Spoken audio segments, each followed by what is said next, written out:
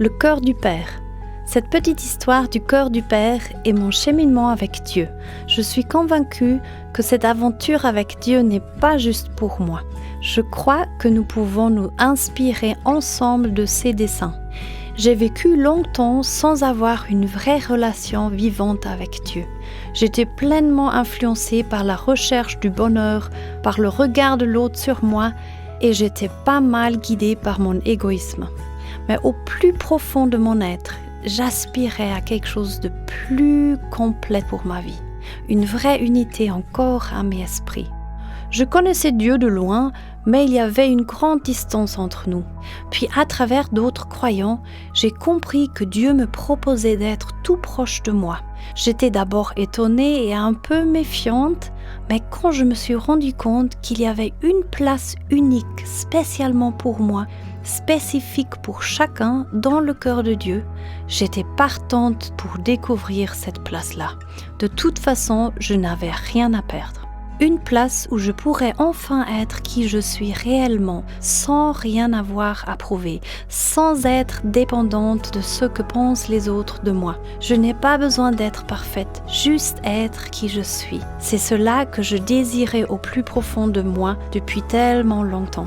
Alors j'ai fait le choix de prendre ma place. C'est là que j'ai commencé à vraiment faire la connaissance de cet amour sans condition et à recevoir tout l'amour de Dieu pour moi. J'apprenais et j'intégrais à travers la Bible et mes amis qui Dieu est vraiment. J'ai réellement fait sa connaissance. Mais Dieu ne s'est pas arrêté là. Il m'a donné son amour et une vie en abondance. Mais en plus, il a posé une couronne sur ma tête. Jésus a pris la couronne d'épines pour que moi je puisse recevoir une couronne de dignité royale. C'est ici où j'ai appris à accepter et à intégrer mon identité en Christ. Je suis son enfant et il est mon Père, le roi des rois. Donc je suis royale grâce à lui. Ça prend du temps. C'est tout un processus d'apprendre et de vivre pleinement avec son identité royale. Comment pense une princesse, un prince ? Comment devons-nous parler ? Comment devons-nous agir dans ce monde ? Ce n'est pas si simple que ça. Par la suite, j'ai essayé d'intégrer ma vraie identité en Christ. Mais j'ai continué toujours de tout faire par mes propres forces, jusqu'à être totalement épuisée. Finalement, je perdais ma joie, ma force et ma sérénité. Donc, je courais vers ma place dans le cœur de Dieu, ma maison. C'est là ma source de joie et de guérison. Ici, je faisais le plein. Pendant un certain temps, je continuais ainsi et je faisais beaucoup d'allers-retours. Quand j'étais remplie, je repartais dans le monde, puis épuisée, triste et desséchée, je revenais vers Dieu pour me ressourcer.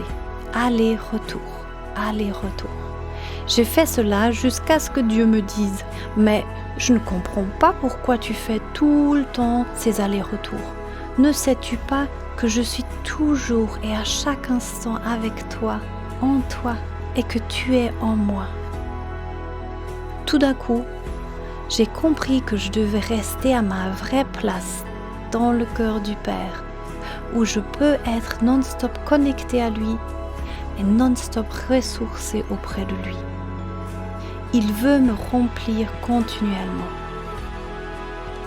Maintenant, j'ai compris que nous avons cet immense privilège de ne pas devoir fonctionner seuls ou juste avec nos propres forces dans ce monde. Mais nous sommes invités à collaborer avec Dieu. Nous pouvons rester tout le temps dans le cœur de Dieu et même l'amener dans ce monde. C'est cela la source de notre force et notre joie, qui ne sont pas dépendants de circonstances, mais qui sont en lui. C'est cela ma place dans le cœur de mon Père. Et si tu le désires, tu peux prendre la tienne.